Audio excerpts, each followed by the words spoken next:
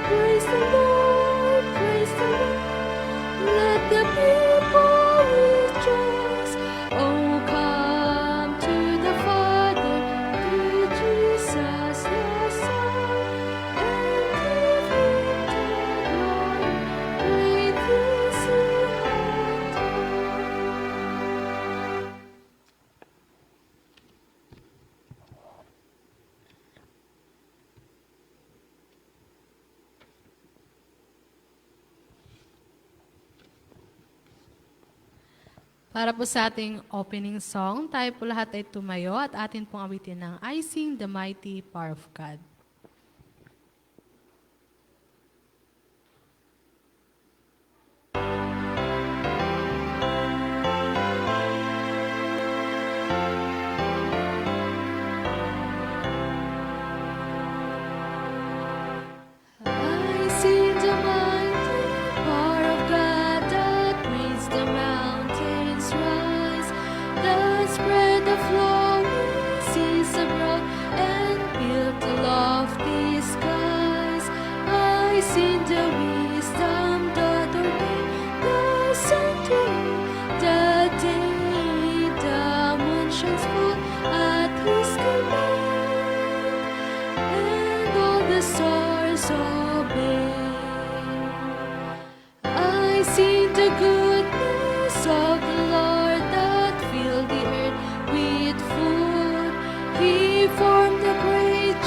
With his word and then pronounce them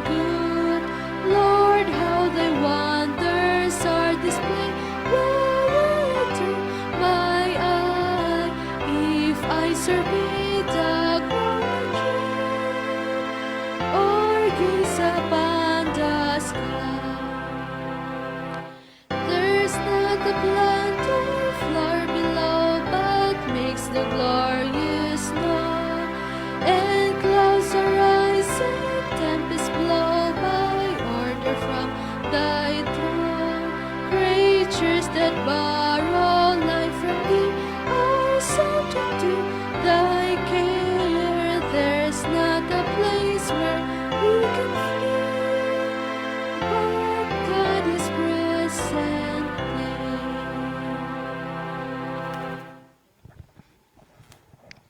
Tayo po'y lumuhod para sa ating panalangin, mga kapatid. Dakilan namin Diyos na makapangyarihan sa lahat. Maraming salamat po, Panginoon, sa gabing ito na patuloy mo kami binigyan ng buhay at kalakasan. Kayo din, O Diyos, muli kami nagtipon dito sa iyong sambahan upang ibalik ang papuri at pasasalamat sa iyo, Panginoon. Sa gabing ito, dalangin po namin, Panginoon, muli naming pag-aralan ng iyong banal na salita. Maaari ho ba, Panginoon, na ikinta lang sa aming puso at isipan ang iyong banal na salita. Patuloy na pagpalain kami sa iyong banal na salita, O Diyos. Gamitin mo si Brother Arnold na magsasalita siya, Panginoon, sa naayon lamang sa iyong banal na kalooban. At maraming salamat po, Panginoon, sa buong isang linggo na iyong pag-ingat sa amin, sa aming mga gawain, sa aming mga trabaho na iyong kami iningatan, O Diyos. Patuloy kami, O Diyos, na patawarin sa aming pagkasalang nagawa. Sa pangalan ni Jesus namin pagligtas. Amen.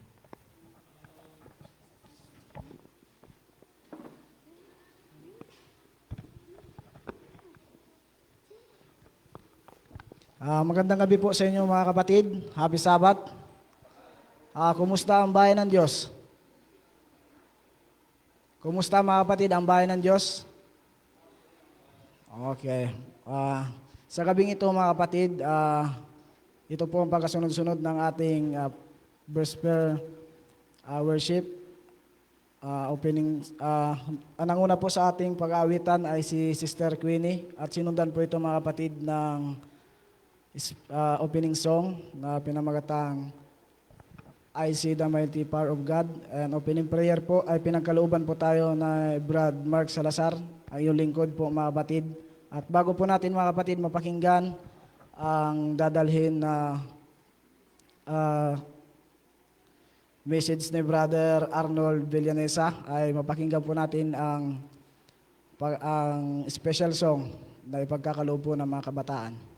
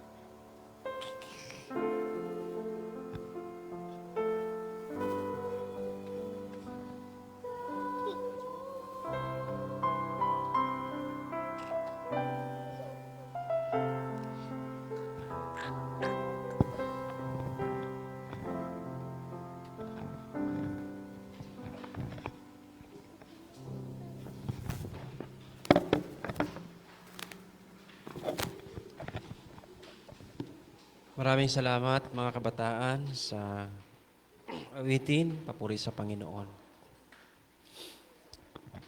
Kumusta po kayo? Kumusta po ang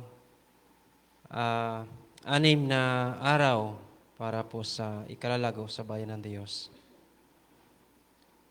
Pag-usapan po natin ang Matthew chapter 25 mga kapatid. Pero bago yan tayo muna ay manalangin.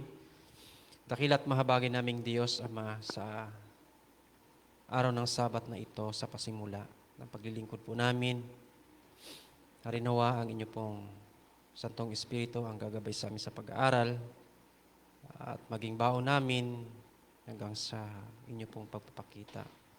Muli po naming hinihiling na ang kapagbabaang loob ng aming mga puso upang sa inyong pagsasalita sa pamamagitan ng inyong lingkod, makabuo po kami ng pagmamahal sa inyo, ganun din po sa aming kapwa. Salamat po ng marami sa ngalan ng Panginoon Jesus. Amen. Okay, so maraming salamat din, Sister Queenie, sa ambush na nangyari. No, mahalaga ang salita ng Panginoon, mga kapatid, no? Sabi ko, si Brother Joe na lang. Sabi ni Sister Queenie, nauna na rin siyang hindi pwede, mga kapatid, no? Pero kung ako, pwede yan, pwede. Okay. So, kung mayroon po kayong banal na kasulatan, mga kapatid, buksan niyo po ang chapter 25 ng Matthew. Since na ito po ay ambush, mga kapatid, ang ating pong pag-uusapan ay ano rin to, mabilisan sapagkat ang oras natin ay 8 na. Kasi pagkakaalam natin, ang rampa nagsisimula 7. So sabi ko, sakto yan, 7:30, patapos na. Yan, ang oras natin. Chapter 25 ng Mateo, mga kapatid, 3 bagay ang pwede nating makita sa mga tao na totoo na nag-aantay sa ikalawang pagdating ng Panginoon. Number 1, ito yung mga tao na mayroon silang extra spirito. Lahat ng tao naniniwala. Naalala niyo po ba dyan sa inyong mga Biblia at nakita ninyo, nabasa ninyo ang 10 birhin? Alam po natin ang kwento, mga kapatid. Ang 10 birhin na to, 5 ang sinasabi ng Biblia, mangmang, at 5 ang matatalino. No? So lahat nag-aantay, mga kapatid. Lahat nagsisimba. Pag sinabi natin nag-aantay, lahat posibleng kumakatawan sa iglesia. Walang iba kundi ang Seventh-day Adventist din. Lahat ng naniniwala sa ating Panginoong Hesus, lalo tigit sa lahat ang ikalawang pagdating, lahat Adventist. Nga lang, tayo ay Seventh Day. Sila, mga Adventist. No, tayo, mga Seventh-day Adventist. Okay. Nakita po niyo ang 5 babae, mayroon po silang tinatawag natin na langis, na ang langis ay kumakatawan sa espiritu. Noong sinabi ng 5, mga kapatid, ang sabi ng 5, pwede bang makahingi ng langis? Mga kapatid, pwede ba nating hingiin ang espiritu ng Diyos sa ating kapwa? Pwede makapagbigay siya ng lakas sa atin. Makita natin ang kanyang karakter. Makita natin ang kanyang pag-uugali. Pero ang langis na kumakatawan sa chapter 25 ng Matthew, mga kapatid, walang iba kundi ang Holy Spirit. Hindi pwedeng hingiin sa mga tao na kapwa-tao. Pwede nating hingiin, walang iba kundi sa Panginoon. Okay. So ang sabi ng 5, pwede bang makahingi kami ng langis? So kumakatawan dito, mga kapatid, ang 5 matatalinong babae sa iglesia na mayroon kang extra langis. Pag sinabi nating extra, ubos na yung dala-dala mo ngayon. Napapagod ka na. Nanghihina ka na, mga kapatid. Para bagang sinasabi na ng kapwa natin mga 70 Adventist, no, na minsan sinasabi natin, ang elder hindi talaga dapat karapat-dapat. Di ba? Minsan sinasabi din natin, parang ang hina naman ng programa ng church. Ubos na sagad na yung langis na natitira o yung tinatawag natin na pananampalataya natin. Pero dapat, bawat isa sa atin, kahit sagad na, mayroon pang natitira. Kahit paano. Doon sa labanan ngayon. Ang labanan ngayon, mga kapatid, ay espiritu. Spirit. So dapat mayroon tayong extra langis. Pagod ka na magsimba, Miyerkules, Biyernes, dapat may extra ka pa. Dapat may extra pa tayo. Kasi kung wala, mga kapatid, habang nag-aantay tayo, minsan naubusan tayo ng gasolina. Pag wala na tayong makain, Sister Jumra, minsan ang mind natin, anong gagawin natin? So, kumakatawan pa rin dito, mga kapatid, ang merong kang pagtitiis at pagtiyatsyaga sa ating Panginoon. Tandaan natin, makikita natin ang bagay na ito doon sa totoong nag-aantay sa ikalawang pagdating ng Panginoon, itong mga tao na to. Tiyagaan, mga kapatid. Okay, pangalawa. Hanggang 3 lang tayo, mga kapatid. Pangalawa, makikita mo yung mga tao dito, mga kapatid, na lahat ng resources nila, yung handang-handa na nasasalubong sa pagdating ng Panginoon, lahat ng resources nila nakalaan na sa Panginoon. Nakalaan na yun. Ibig sabihin, cellphone mo, anong resources mayroon dyan?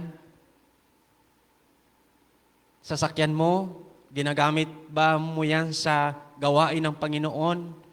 Yung trabaho mo, yung pagising mo sa umaga, yan yung nag-aantay sa ikalawang pagdating ng Panginoon. Para ready na. Kasi kung mag-aantay tayo ng sandilo, mga kapatid,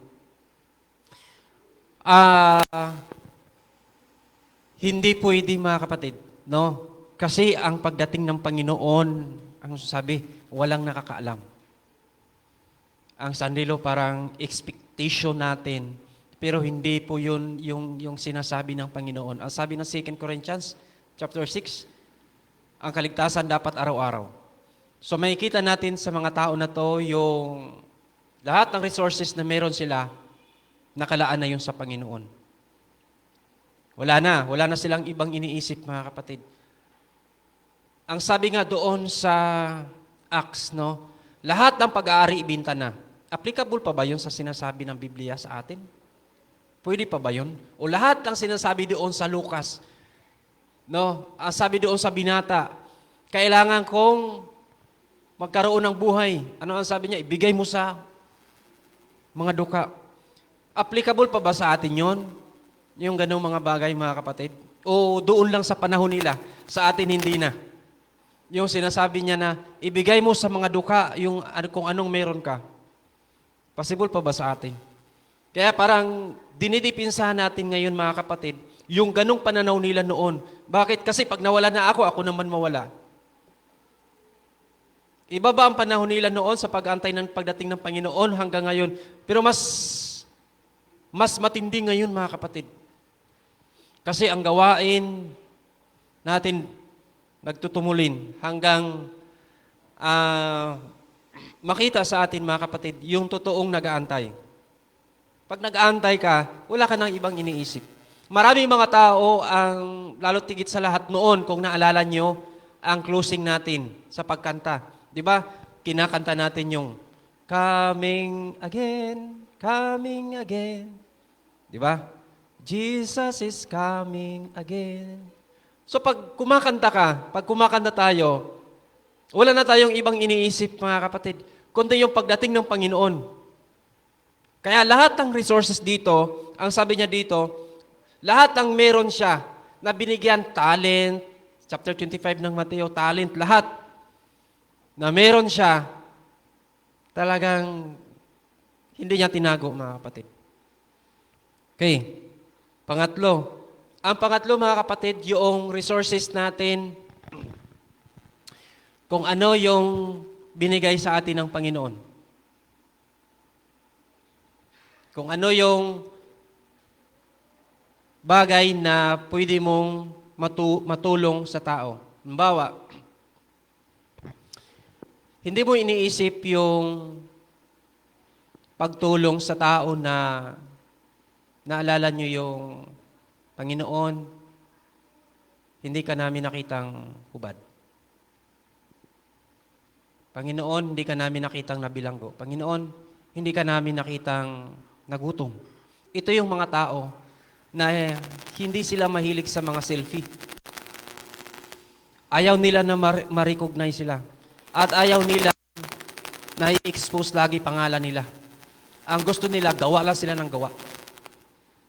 Tandaan natin mga kapatid, ang kabutihan na ginagawa ng tao ay hindi nanggagaling sa kabutihan na ginagawa ng tao. Ang kabutihan na ginagawa ng tao ay resulta ng pag-ibig natin sa Panginoon. Kaya makikita mo doon sa sinabi ng Panginoon, kung ano yung ginawa mo sa kapwa mo, ay ginawa mo sa akin. Ito yung tao, mga kapatid, na willing, at ayaw nang i-recognize, no? At ayaw niyang, ginawa ko ba talaga sa'yo yun? Di ba? Sang-ayon doon sa Matthew chapter 7, verse 21, na ang sabi niya, maraming mga tao na nagpapakilala, pero hindi ko kilala. Bakit? Ang ginagawa niyo ay parang kinikredit niyo sa sarili ninyo. Panginoon, yung ginagawa ko, para naman sa'yo, kinikredit namin. Pero ang totoo, hindi sa Panginoon kinikredit yung mga bagay na yun. So 3 bagay, pansamantala ang chapter 25 ng Matthew, mga kapatid, na ready ka na talagang dumating ang Panginoon. Wala ka nang ibang iniisip ngayon. Yung pagtulong mo sa kapwa, hindi mo na binibilang. Yung pagtulong mo sa kapwa, hindi mo na yon sinasabi na kailangan kong gumawa ng mabuti para maligtas. Hindi na yon, mga kapatid. Trabaho na ng banal na Espiritu. At hindi sila nagsiselfie, nagpipicture para lang masabi na sila tumutulong sa tao. Mismo na ang Diyos ang nag-recognize sa kanila at hindi ang tao ang nag-recognize sa kapwa-tao. Ganyan ang tao na ready na pagdating ng Panginoon. Pangalawa, review. Ito yung mga tao na yung mga resources nila na binigay ng Panginoon sa kanila, mga kapatid, ay ready sila. Ready na.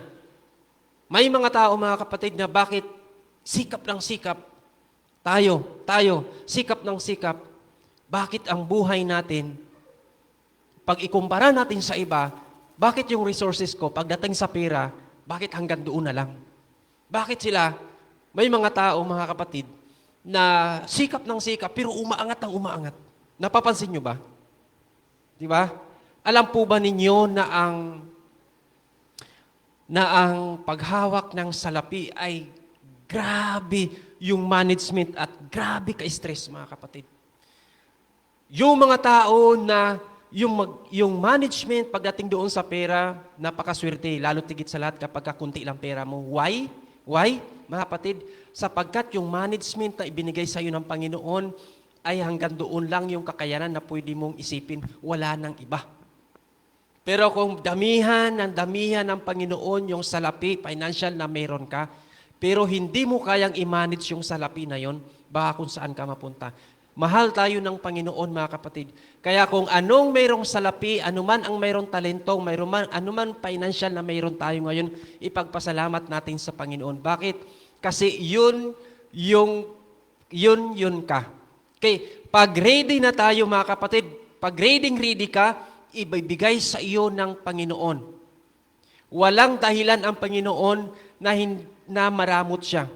Ang problema sa atin, kapag humahawak tayo ng resources, tayo yung nagiging maramot.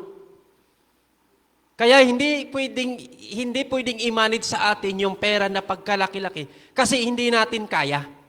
Pero pag ready na tayo, ibibigay niya. Ibibigay niya, mga kapatid. Pag ready na tayo. Okay? So pag sinabi natin hindi niya pa ibigay, ibig sabihin hindi pa tayo ready. Pero hindi maramot ang Panginoon pagdating doon. Okay? Last, review. kailangan mayroon po tayong extra spiritual o extra langis. Para kahit anuman ang pagsubok na dumating sa buhay natin, anuman ang mga problema, anuman, meron po tayong kakampi, meron po tayong tatawagan, wala po tayong pag-alinlangan pagdating po doon sa ating paglilingkod sa Panginoon. Yun, okay po. So, yun lang po ang aking dalangin. Happy Sabbath po sa lahat.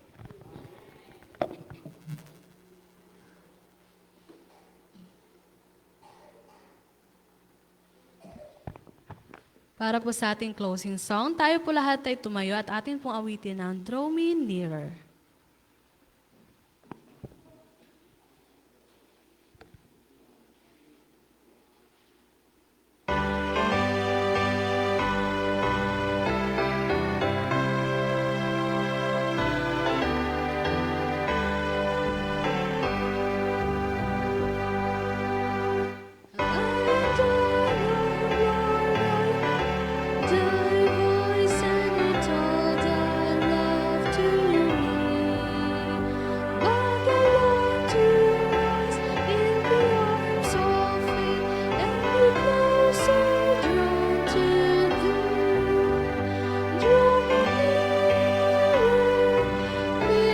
Blessed Lord, to the cross where thou hast died. Nearer, blessed Lord, to thy precious blood inside. Consecrate me now to the Son, by the power of grace divine. May my soul look up with a steadfast hope, and my will be lost in thine. Draw me nearer, blessed Lord, to the cross where thou hast died. Draw me nearer, blessed Lord, to the precious blood inside. Oh, the pure delight of a single, that before thy throne I spend, when I kneel in prayer and beauty my guide, I commune as friend with friend. Draw me nearer, blessed Lord, to the cross where thou hast died. Draw me nearer, blessed Lord, to thy precious blood inside. Purihin po, Panginoon, ang inyo pong kabutihan sa amin. Bigyan niyo po kami ng pananampalataya upang sa ganon sa ikalawang pagdating po ninyo, maging handa po kami at maging katulad po kami ng mga tao na inyo pong ginamit sa inyo pong mga banal na kasulatan. Pagpalain po ang bawat isa sa gabing ito at ingatan kami sa aming pag-uwi. Sa pangalan po ng aming Panginoong Jesus. Amen.